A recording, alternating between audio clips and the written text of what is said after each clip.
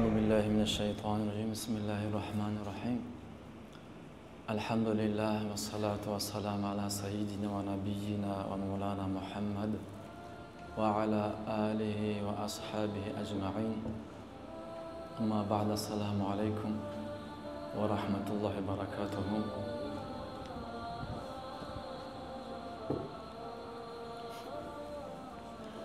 در جمعه آخرین جمعه هم درباره حجاب صحبت داشتیم. از آنجا که این حجاب در جامعه اسلامی بسیار نقش مهمی دارد و جایگاه خاصی دارد، خواهران مسلمان میخواهند که زیادتر در باره این حجاب معلومات زیادی بگیرند.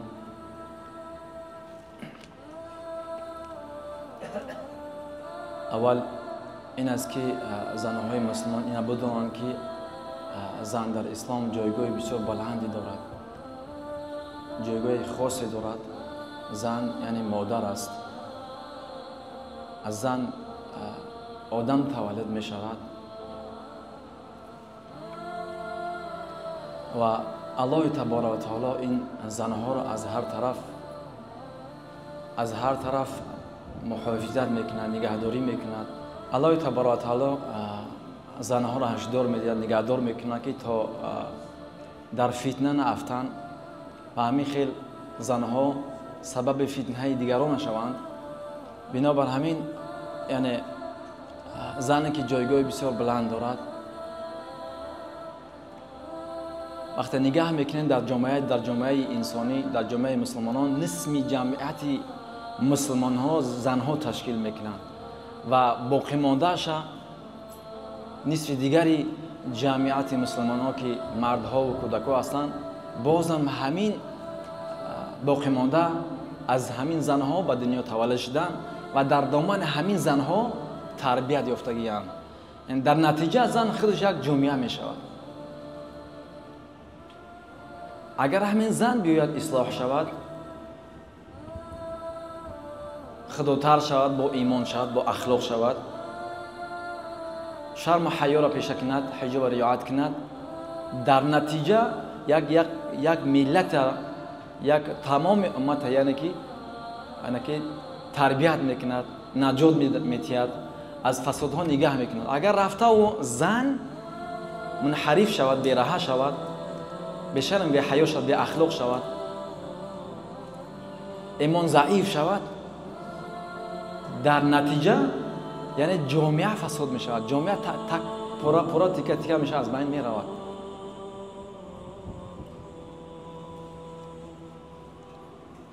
بنابر همین وقتی که ما مطالعه میکنیم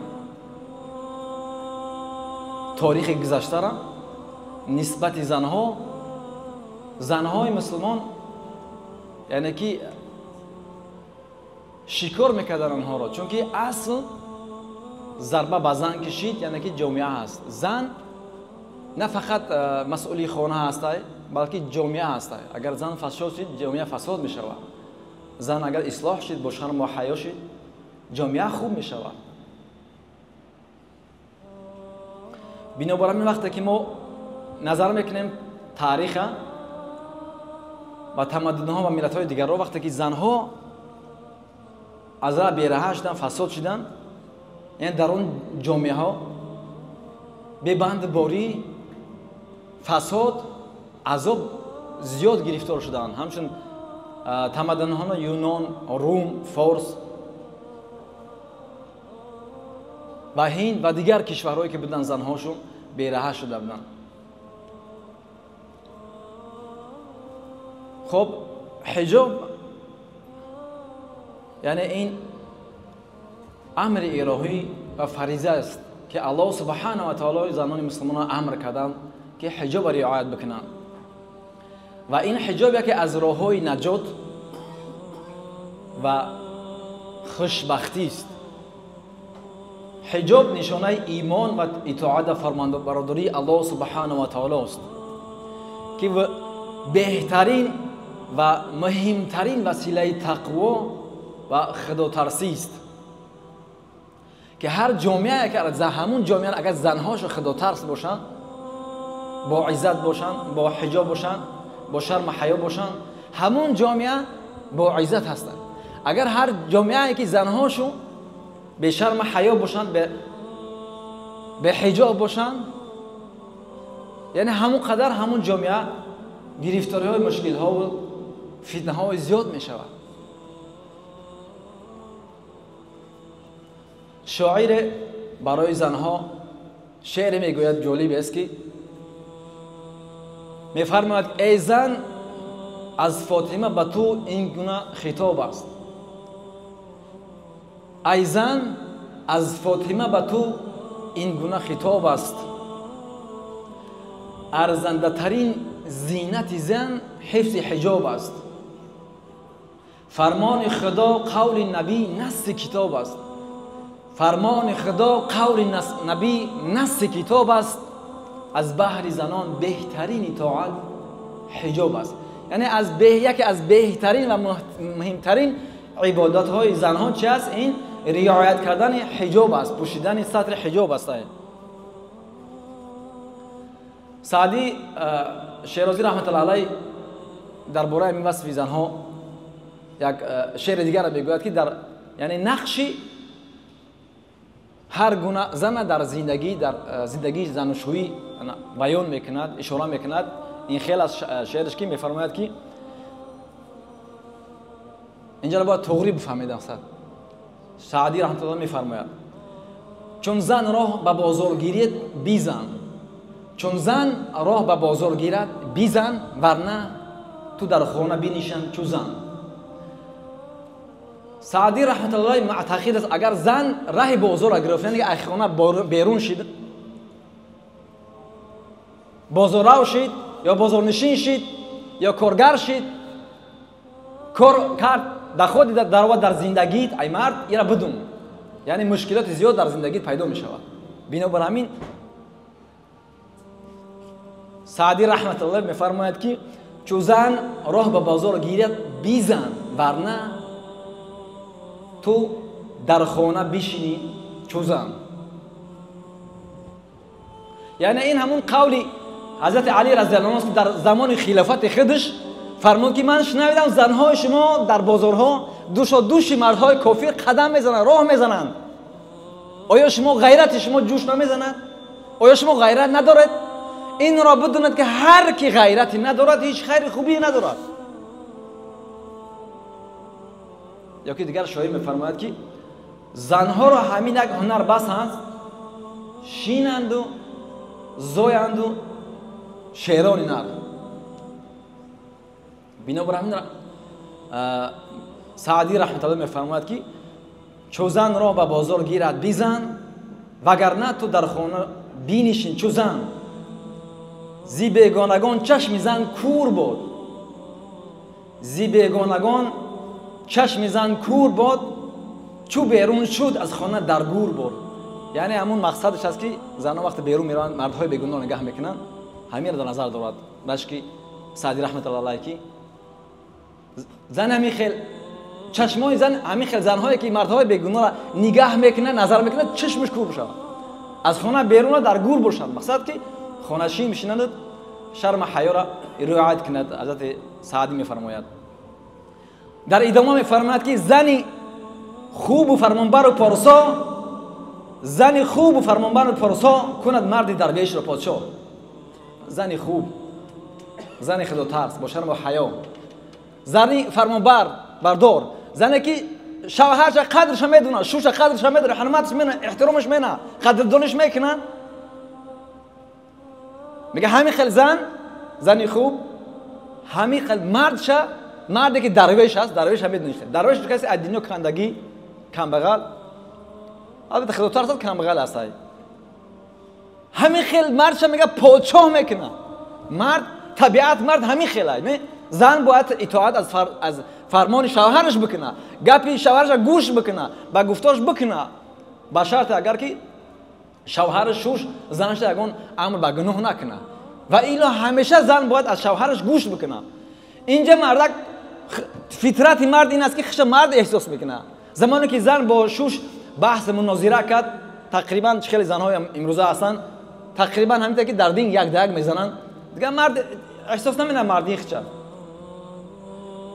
سعدی رحمت الله میفرماد که زن خوب و فرمانبر و پارسا کند مرد درویش و پادشاه.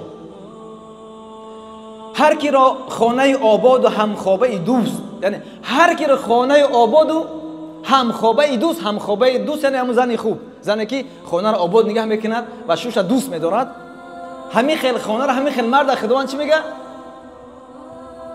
خدا را رحمت نظر سوی اوست، همین خیل مرد الله نظر رحمت میکند. چون مستور باشد زن خوب روی، با دیدار او در بهشت از شوی. زمانی که زن خوب باشد، زن خوب مستوره باشد، حجاب را رعایت کند، شرم حیا را پیشه کند، اخلاق را پیشه بکند، از الله از شوهرش از مردهای بیگانه شرم حیا بکند، محکم کند خودش، همین خیل زن همین شوهرش نه فقط در دنیا میخواهد با همین خیل زن زندگی کند، بلکه در آخرت هم میخواهد که با همین خیل زن ملاقات کند و زندگی بکند.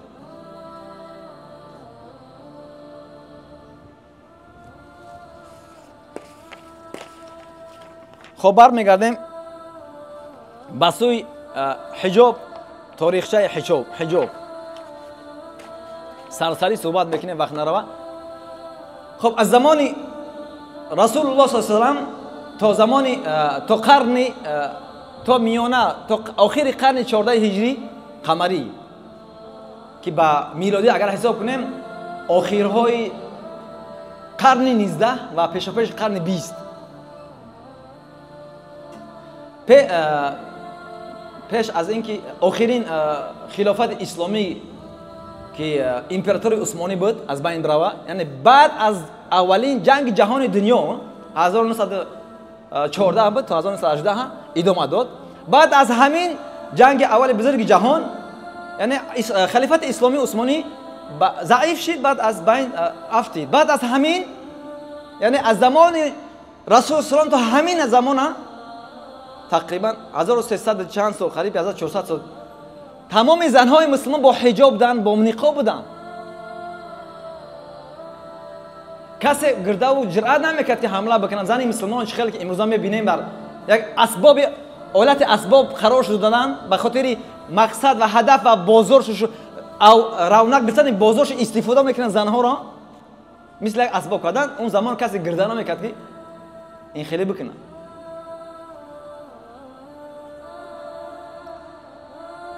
در زمان معظم رسول صلی الله علیه و یهودیان همین کار را کردن. یهود همین کار را کرد. وقتی که یهود در اون طرف نمیرم، وقت زیاد نگیرم. یهود یک زن مسلمان در بازار وقتی میرود، زرگر است، با زرگری میرود، مرد یهود مسخره میکنه، از پیش میاد خف بدم یک لب رومال زن مسلمان اویسته میبندن در همون استورش در اونجا میبندن. وقتی که زن مسلمان توجه نمیشوه، از جاش بلند میشوه، رومال زن مسلمان میافته. اونجا یک انصاری یک صحابه میبینه این کار، خشمش میاد که یهود مثلا بنی قینوقا وقتی که خطا نکنم چی میکنن، مسخره میکند، اونجا توخه نمیکند، صحابه پیغمبر خدا حمله میکند، این یهودی را میزنه، چه میکشه. بعد تمام یهودی‌ها بازار دست یهودی‌ها بود، حمله میکنن بالای صحابه پیغمبر خدا، صحابه پیغمبر سلام از بین میبرن، میکشن. وقت زمانی که رسول سلام وقتی این خبر میرسد، تمام همین یهودا، اونجا سه قبیله یهود بودن از تمام مدینه منوره، همین قبیله که مسخره کردن تمامش تک تکش میگیرن، اخراج میکنن از مدینه منوره. چیکار میکنن؟ به قول امروزه دیپارتاسیون میکنن، نه تمام یهودی را، فقط همین قبیله را. یعنی این حجاب چیزی ساده و آسون نیست. در زمان معتصم بالله یک زن مسلمان را میقبن مسخره میکنن، تمثیل میکنن، چیش میگیرن، رومالش میگیرن، خبرش میرسه، معتصم بالله نامه مینویسد، به سوی میگه ای سگ، میگه که نامه از معتصم بالله به سوی سگ ری میگه، اگر اون خواره آزاد نکنی من چنان لشکر میکشم، اولش اینجا آخرش در نزد شهر شما هستن. درو میگیرن، چیکار میکنن؟ زن مسلمانو رها میکنن از ترس. یعنی که تا زمانی که خلافت و امپراتور اسلامی بود کسی حمله بر زن مسلمان میکرد همه خاموش بودن. اما همون جایی که از بین رفت، یعنی در پیش قرن همین چی بود، پیش قرن 20 بود، آخرین عصر 19 بود. بعد از این دیگر دولت‌های کشورهای مسلمان مورد هجوم قرار گرفتند، از هر طرف هجوم میکردند و اولین کشوری که به سوی بی‌حجابی رفت این دولت مصر بود. اون زمان یعنی بعد از جنگ جهانی اول جهانی این در یک دولت الهیده بود، اما در تحت تسلی امپرای عثمانی بود، اما در حقیقت در تحت نظارت و چی بود، بریتانیا بود. بعد از که جنگ اول جهان تمام شد، بعد اعلان کرد صراحتاً که این در تحت تسلی من در زیر فرمان من هست. بعد اعلان کرد، یعنی اولین کشوری که مسلمانان که به سوی بی‌حجابی رفت این مصر بود. اونجا در مصر در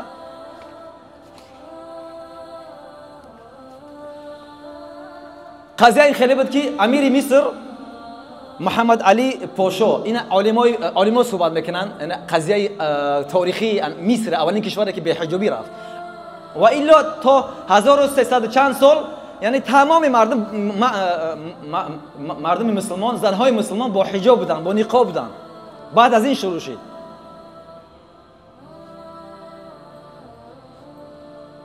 از عصر 21 است، تقریبا 100 سال زیادتر.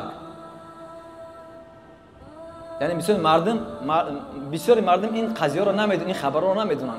100 سال زیادتر شد که اینها همه شروع شد، فساد و فتنه و زن مسلمان هجوم قرار میکنن، لباس شرم حیا را، تقوا را، خد و ترسی را از تنش میکشن، چی کارایی نمیکنن. این نو شروع شدن تا 1300 قریب 400 سال امپرای اسلامی بود، همه تحت زیر نظارت اسلامی بودن، همه تنج امان خوب بود. اما با چند دانشگاهی را تا چند دانشجویی را امیر مصر روان کرد به سوی فرانسه، اونجا تعلیم تدریس گرفتن.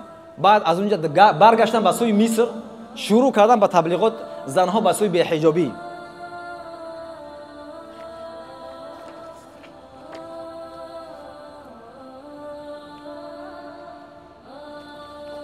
از اونجا چهره‌هایی که در مصر نفوذ داشتن و حرکت میکردن بی‌حجابی را رونج بدن، منتشر بکنن در مصر، یکی از اونها از غیر دانشگاهشو مرکز فهمی، یعنی که این مسیحی بود، کتاب نویس بود، کتاب نویس که المرأة فی الشرق، زن در یعنی کشورهای شرق، بسوی زنهای مسلمان بسوی بی‌حجابی دعوت میکرد. و دیگرش احمد لطیفی سیدی، این هم نویسنده بود، و طاهای حسینی و قاسم امینی، یعنی کتاب‌های نشر میکردن، مینویسن به نام تحریر المرأة، یعنی که آزادی زن. منظورش همون یعنی که بی‌حجاب کردن زنهای مسلمان بود، یعنی که بسوی با بهانه آزادی زن فریب کنن زنهای مسلمانان. و دیگر کتاب المرأة الجدیده، زنی نو، منظورش همون اخرین زنی مسلمانان آوردن بسوی زنهای اروپایی، یعنی کشوندن به حجاب شرم حیایی کردن است. بعد دیگر مثلا قاسم امینی، سعد زغلول، احمد زغلول، اینها کسانی بودند که بسیار کار کردن در مصر، مردم بسوی بی‌حجابی دعوت کردن. نهایتا روز به روز رونق میگرفت دعوت بسوی بی‌حجابی. زنهای مسلمان به هر سخنهای فریب بودن، اون کسانی که ایمان ضعیف بودن و از اسلام دورتر بودن تونستن آنها را از راه بی‌رها کنن. خلاصه روز شد که زنی سعد زغلولی به نام صفیه فهمی در قاهره چند زن جمع کرد، در پیش همون زنها رومال خودش حجاب خودش گرفت، پرتافت، پایمال کرد به پاش. نعوذ بالله. و دیگر زنهای بیدن اینا دیدن، اونها هم این پایمال کردن، حجابش گرفتن، پرتافتن، پایمال کردن، آخر باید چیکار کردن؟ حجابش سوزوندن. نعوذ بالله. یعنی قضیه اولین بی‌حجابی از تاریخ، از زمان پیغمبر صلی الله علیه و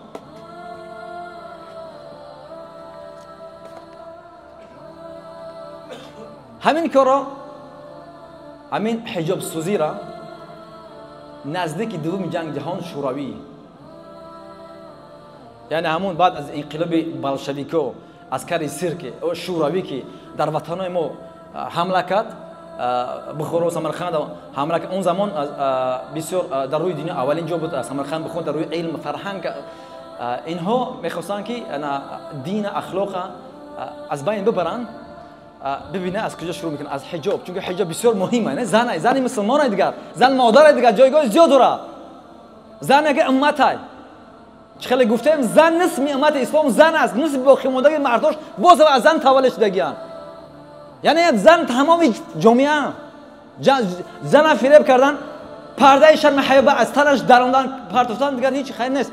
اون فرزندی که در شکم مادر هست، نافش در مادر پیوسته، در حقیقت این تقوای مادرت میگیره. زمانی که زن به شرم به حیا باشه، به اخلاق باشه، بازم وقت تولد میشوه، این در حقیقت شیر مادر است. کودک این هم با تقوا و خدا و ترسیم شرم حیا و اخلاق زن است.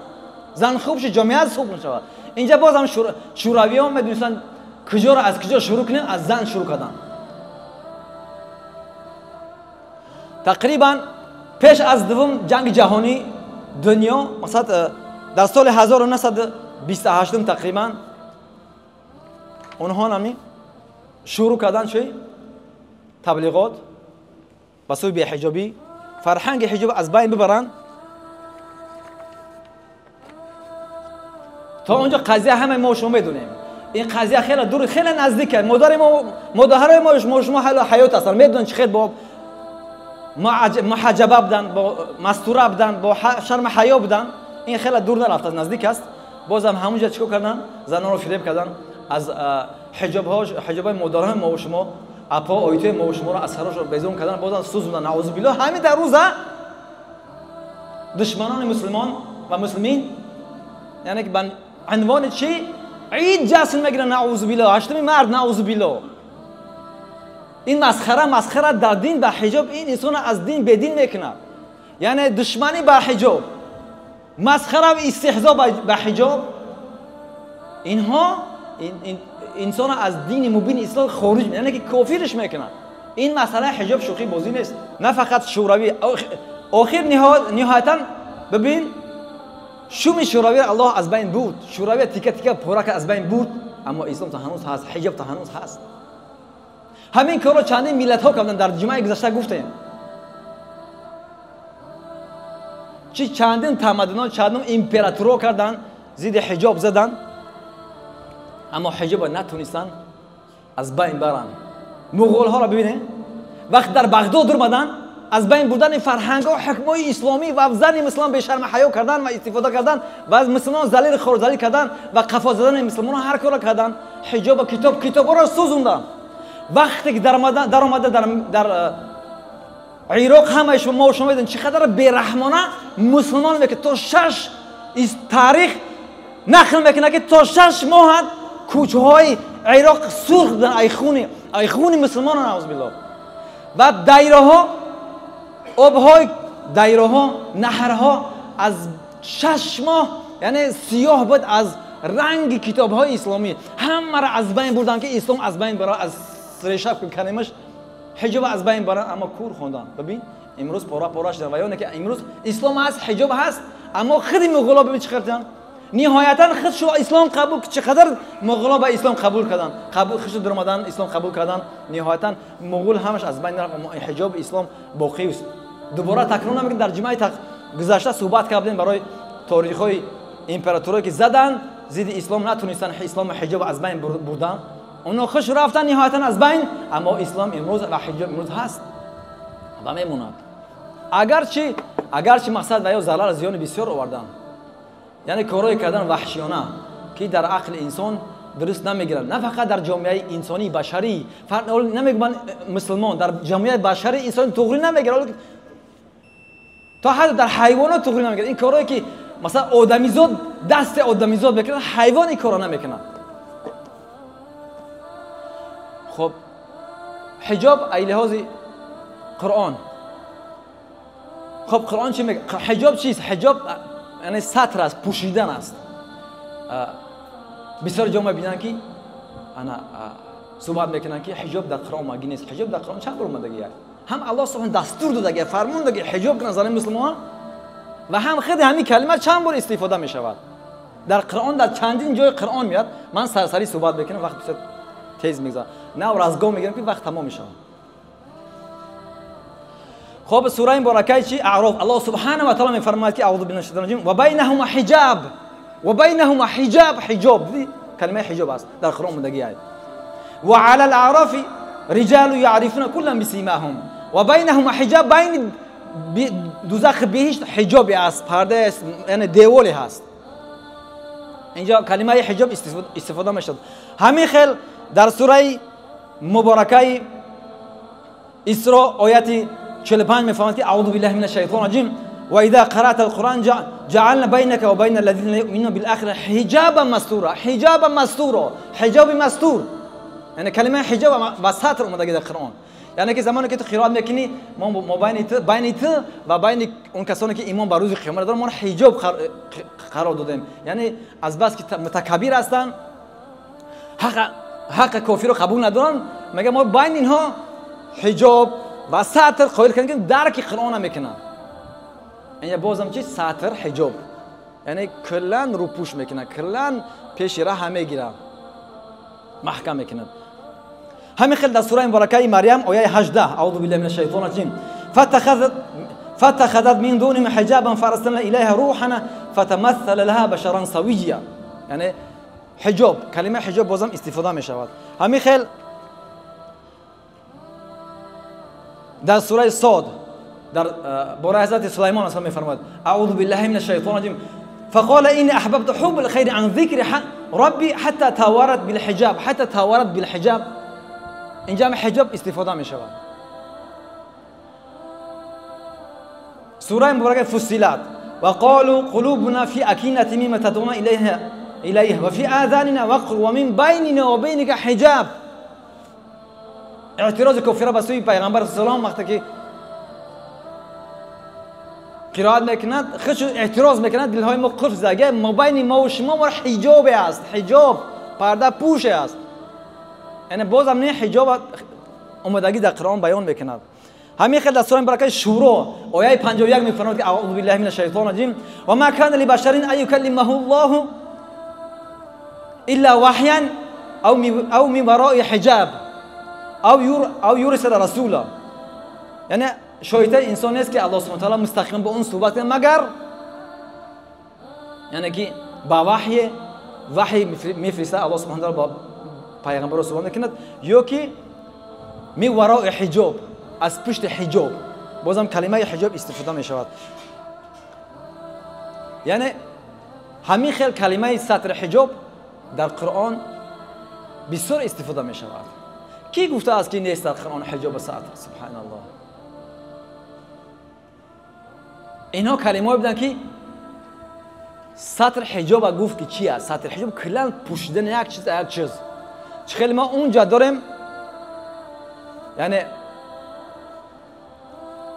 جای ضعیفا نه از پشت پرده که ضعیفا را کلا روپوش می‌کنه، از چشم ما و شما روپوش است. حجاب همین است. زن مسلمان در حجاب باشد کلا روپوش از نظر چشم مردهای بیگناه، از سر گرفته تا پایین همش باید محجوبه مستوره باید باشه، باید کلا رس باشه، محکم باشه.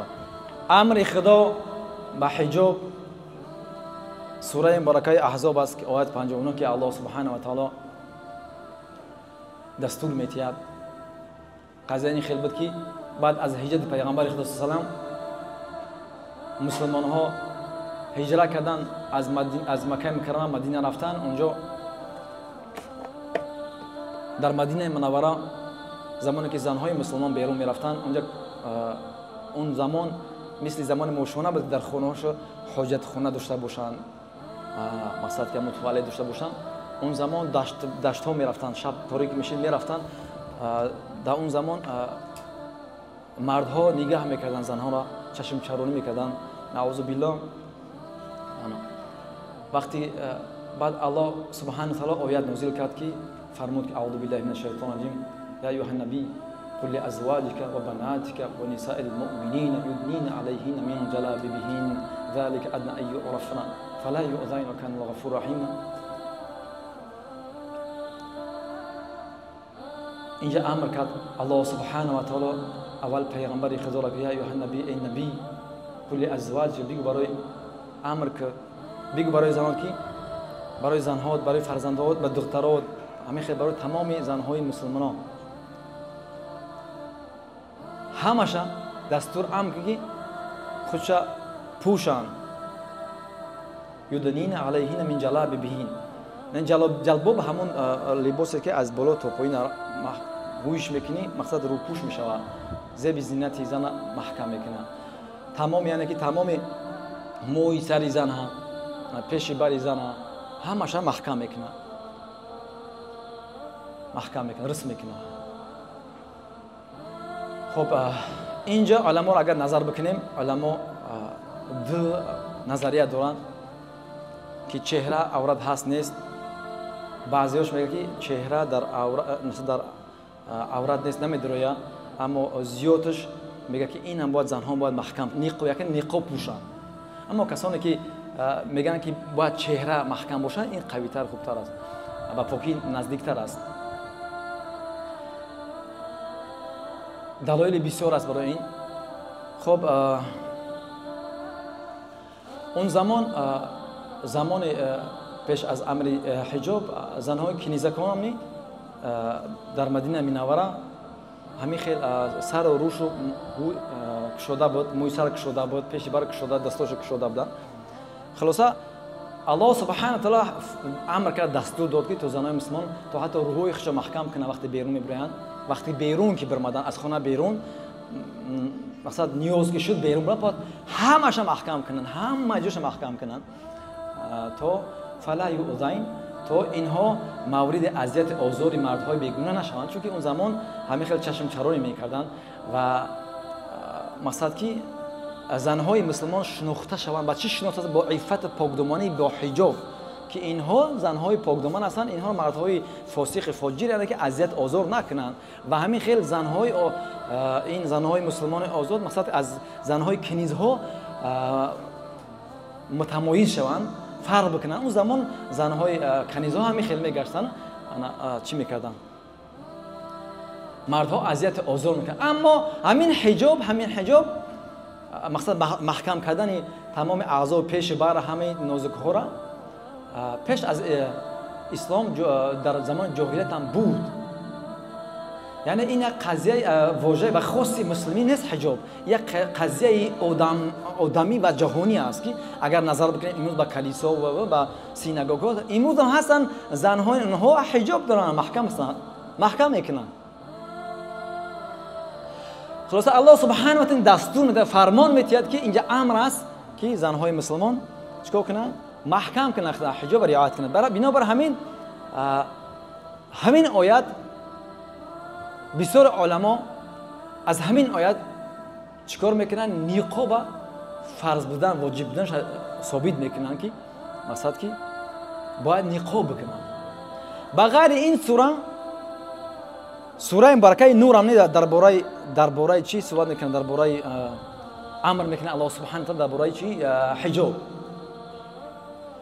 اعوذ بالله من الشیطان الرجیم وقل للمؤمنات یغضضن من ابصارهن ويحفظن فروجهن ولا يبدين زينتهن الا ما ظهر منها وضربن بخمورهن على جيوبهن ولا يبدين زينة الا لبعولتهن او آبائهن او آباء بعولتهن او ابنائهن او ابناء بعولتهن الى آخر آیات. اینجا الله سبحانه بازم دستور میده، امر میده که زن مسلمان باید زیب زینت شه، ولا یبدین زینتها، زیب زینت باید مشخص نکنه، نمایان نکنه، در پیش چشم مردای بیگانه آشکار نکنه، نمایان نکنه. این دستور و امر خداست. در همین دستورات الله یگان هیچ ذره شک شبهه‌ای نیست که مقصد مگر زیب زینت شد در پیش استثنا داره، در پیش شوهرش یا که پدرش یا که شوهر شوش مثلا این آخره که آیات استثنا میکنه خیش تبار نزدیک الی آخره. این آیات ها هستن که امر به حجاب میکند. خب وقت خیلی کم است، خیلی ما کوتاهش میکنیم. بسیار صحبت ها داشتم که اینجا از تفسیر و از حدیث ها ثابت میکردم که مثلا نقاب یعنی که چیست؟ نقاب بسیار میگن این نقاب فرق، اما اینا بدونه که در نقاب پوشیدن بهتر خوبتر هیچ اختلافی نیست. همه یک چیز خوبه بهتر است. اما ایده بسیاره از علمای اسلام نقاب واجب میدونن که چهره انسان زیب زینت در چهره است. وقت چهره نگاه میکنه مرد به طاقت میشود. فطرت مرد همین خیلی است. زن مثل یک گل زیبای خوشبو است. کدام مرد هست که زن نگاه نکند خوش از زنش نیاد، مگر که مرد فطرتش مریض بیمار است. ولی تمام مردها میخوان که زن ببینن. بنابراین پیشگیری از فساد، پیشگیری از بدبختی ها، از گناه ها و هر ضرر آسیبی که بر جماعت و جامعه میرسد، الله سبحانه و تعالی از اون پیشگیری میکند. خب از لحاظ حدیث پیغمبر سلام که حجاب فرض است. اول اینا ما بدونیم که به حجاب این کار شیطان است که شیطان حرکت میکنه که عورت مسلمانان چگونه لخت برهنه بکند، انسان ما و شما را و فرزندای ما و شما را شرمنده و به آبرو جهنمی بکند. آنجا که الله سبحانه و تعالی در کلام پاکش میفرماید که یا بنی آدم لا يفتننكم الشيطان كما اخرج ابويكم من الجنه ينزع عنهما لباسهما ليريهما سوءاتهما. ای فرزند آدم شما احتیاط کنید که شیطان شما را یعنی که در فتنه نه اندازه. چه خیلی که پدری مادر شما را از جنت خارج کرد و عورتش یعنی که نمایان کرد، شرمنده کرد. شما را همین خیلی به عورتی نکند، به مثلا که عورت نمایان نکنه، شرمنده نکنه. این پس شیطان کوشش میکنه حرکت میکنه که عورت ما شما نمایش کنه، ما شما رسوا و خور و ذلیل کنه. بنابراین این کار شیطانی است و سرلشکری تمام به حجابی عریانی خود چیز ابلیس است. با خود اداره ابلیس شروع میشه. این دلالت میکنه که حجاب فرض است برای زنهای مسلمان. و دیگر این که حجاب پوششش ستر است. الله سبحانه و تعالی مستور است، یعنی کمبودی بندگانش دوست می‌داره روپوش کنه، نمایان نشوند. خداوند دوست نمی‌داره بندگانش خور ذلیل شوند، شرمنده شوند، روپوش میکند. و الله سبحانه و تعالی دوست می‌داره کسانی که ستر حیا میکنند، با شرم حیا هستند، با اخلاق هستند، دوست می‌داره. که حدیث پیغمبر اسلام در سنن ابو داوود رقم شماره حدیث 4012 هست که پیغمبر اسلام میفرمایند که ان الله عز وجل حیی ستیر یحب الحیاء والستر فاذا اغتسل احدكم فليستتر. الله سبحانه و تعالی انا که دوست می‌داره انسان های یعنی که خداوند با حیا هست و دوست می‌داره ستر حیا را. به هر کسی که ستر حیا میکند خداوند همون انسان با ستر حیا را با شرم و حیا خداوند دوست می‌داره. پس میگه پیامبر اسلام که شما وقتی که غسل میکنید او بازی میکنید شما ستر مردم رو میگه ستر رو رعایت بکنید، یعنی عورت رو محکم کنید، بی عورت غسل او بازی نکنید. در همین راستا سخن حضرت مادر ما و شما ام المؤمنین حضرت عایشه رضی الله عنها میفرماید که من تا زمانی که ما میدونم که پیغمبر ما و شما سلام و ابوبکر صدیق رضی الله عنه در خانه و حجاب مادر من عایشه رضی الله عنها دفن کردی هستند. بعد از اون حضرت عمر رضی الله عنه دفن شده که مادر من عایشه رضی الله عنها میفرماید تا زمانی که حضرت عمر فاروق دفن نبود در حجره من در کنار یعنی شوهرم پیغمبر خدا و پدرم ابوبکر صدیق دفن نبود، من اهمیت نمیدادم رومال ما و حجاب ما. همین خیلی میگفتم ایش پدر من شوهرم داخل میشدم. اما از زمانی که عمر رضی الله عنه اونجا دفن است من شرم و حیا میکنم، کلا خوب رعایت میکنم حجاب ما. یعنی ببین که شرم و حیا مادر ما شما از گذشته از مرد از شخصیت این حی زنده نه، از گذشتگی از دنیا مردگی، یعنی که از مرد مرده شرم حیا میکردن. زن مسلمان از این باید الگو گیرد، پیروی از مادر مؤمنان بگیرد. عایشه رضی الله عنها شرم حیا از مردگان میکردن. سبحان الله. اینو ببینید زنهای ما و شما، خواهرای فرزندای ما و شما از مردا شرم حیا نمیکنن، از خدا شرم حیا نمیکنن. سخنش میگوید سبحان الله، بجای که خرسان شوه برای که ما خواهان آن هستند محکم که خدا آبرو تا عزت، حجاب آبرو عزت شرافت است، کرامت است، جمع گیر که خدا شرم حیا کرد، برعکس با فعلش میاد خشمگین میشه که تو چی میگذاری. این را بدونیم که پیغمبر خدا میفرماد که لکل دین خلق و خلق اسلام الحیاء، من لا حیاء له لا دین له. هر دین خلق دارد، رفتار کردار دارد، اما خلق دین اسلام حیا است، شرم حیا است. هر کی شرم حیا ندارد یعنی که دین ندارد. باید این گفته من نیست، گفته پیغمبر خدا سلام است. حدیث دیگری که سبحان الله، حدیث دیگری که مادرمون سلمه رضی الله عنها روایت میکنه که روز من با همراهی با حضرت میمونه بودم نزد رسول سلام، دو نفر بودیم، یا همسنان پیغمبر خدا سلام، مادران ما و شما هستند. در خانه نشسته بودن که حضرت عبدالله ابن مکتوم نابینا بود، وارد خانه شد. میگه ما مثلا رومال نداختیم، گفتیم ما نابینا است. پیغمبر سلام گفت که خیزین رومال تا پوشونه. مادام میگه ما عرض کردیم، گفتیم که یا رسول الله این کور است، نمیشنوه، مثلا نمیبینه ما را، آیا حجاب کنه؟ میگه پیغمبر فعلش میگه شما هم کور هستید، شما ویا نمیبینه.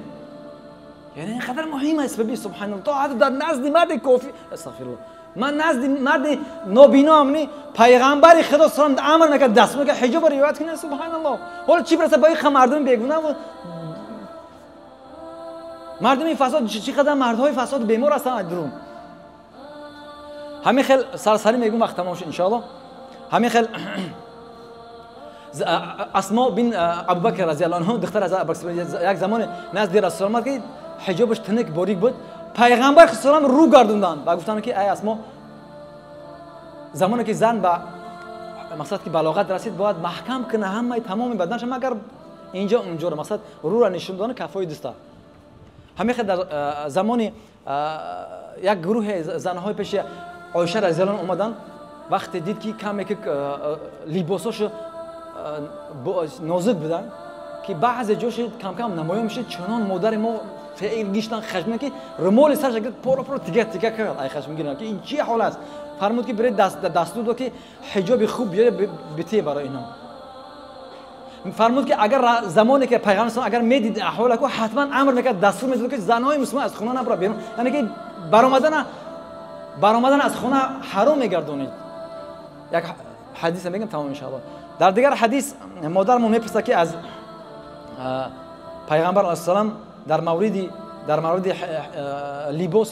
لباس زنها چقدر درازیش باید باشد. پیغمبر علیه السلام فرمود که یک وجب از پا باید بالا باشد. مادام میگه که من گفتم که در این حالت یعنی که وقتی راه گشتن پاهای مثلا زنها نمایان میشه، پس میگه یک زیرو در روی زمین بازش کنه. تصور که یک زیرو در روی زمین باید دامان زن مومن در روی زمین باشد، کوتاه نباشد. اما متاسفانه زنای مسلمان دعوای زنای اسلامی میکنن و امید به الله و روز قیامت هم داره، اما ببین روز به روز کوتاه میشه حجاب شد. وقت تمام شد ان شاء الله. پس باید زنی حجاب زن باید چیکار باشد؟ باید کشاد باشد، از سر تا پاش باید بپوشونه، پیش بر، گردن، زلف، تمام موها. باز میگم نقاب بهتره خوبتره، اما فتوا میتین که مثلا که هست که باز باشه، اما تمام پیش بر من همه جا باید محکم باشه.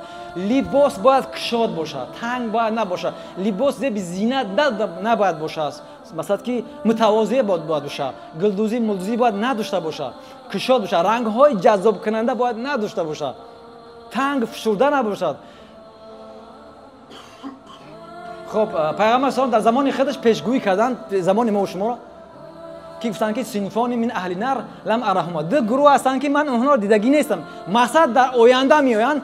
این را بدونه که پیشگویی کردن و این دو گروه آتش جهنم هستند، مردم جهنم هستند. کی هستند؟ میگه و یا اولش کسانی هستند که مفهوم حدیث همین که مردمی هستن که دستشون شلاقی دارد مانند دم گاو. مقصد همون در آینده مردمی میان که در دست دوربینکه به دست دارن که مردم از ظلم ستم میکنن. همه ما مشهد مردم دوربینکه به دست کی هستن؟ مردم از ظلم ستم میکنن، مردم میزنن، ظلم میکنن. اینها پیغمبر خدا میگه بدونن این مردم آزارا، مردم زنا در قیامت یا جهنمیان، من اهل نار بودگی. و دوم گروهی که اهل جهنم مثلا میگه که چند زنهایی هستند که در آینده، یعنی که کاسیات و عاریات، ممیلات مائلات، مقصد که پوشیده شدن اما در حالی که در حق پوشیدن نیست. یعنی لباسی داره مثل حاضرین ما، لباس تنگ فشرده که عورتاش و اعضاش دیار هستند. یعنی که خودشو مردها را به سوی فساد میکشن و خودشو فساد میشوند. مثل اینها میگه رمول سرش مثل کوههای پشتای چیه؟ میگه پشتای شتر هستند که مثلا پریچاسکاش موی سرش این خیلی جمع میکنن یا که میبردن این خشم میپرتون زلفور جا هوی میکنن. مثل که اینا میگه پیغمبر خدا سلام یا از طریق وحی زمان ما شما رو میگن که همه خیلی زنا بدونن که اینا از اهل نور هستن، از اهل جهنم هستن، یا عاقبتشو بعد تمام میشه. پس میگه زنها مثلا که زنها و دوربینکه به دستو از خدا ترسن، یک اویله کنن، عقل کنن، مثلا از فساد، از مردم آزاری دست بکشن، جمع جور کنن، شرم حیا بکنن، از الله از مردم بترسن، فکر آیندهش بکنن. اگر ایلا اگر نکنن مقصد آیندهش این محمد و رسول الله میگه که اونا جاش جهنم هستن. یک کس بازم گذروندم، بخشش اگر گپی سختی گفتیم. و آخر دعوانا الحمد لله. السلام علیکم و رحمت الله و برکاته.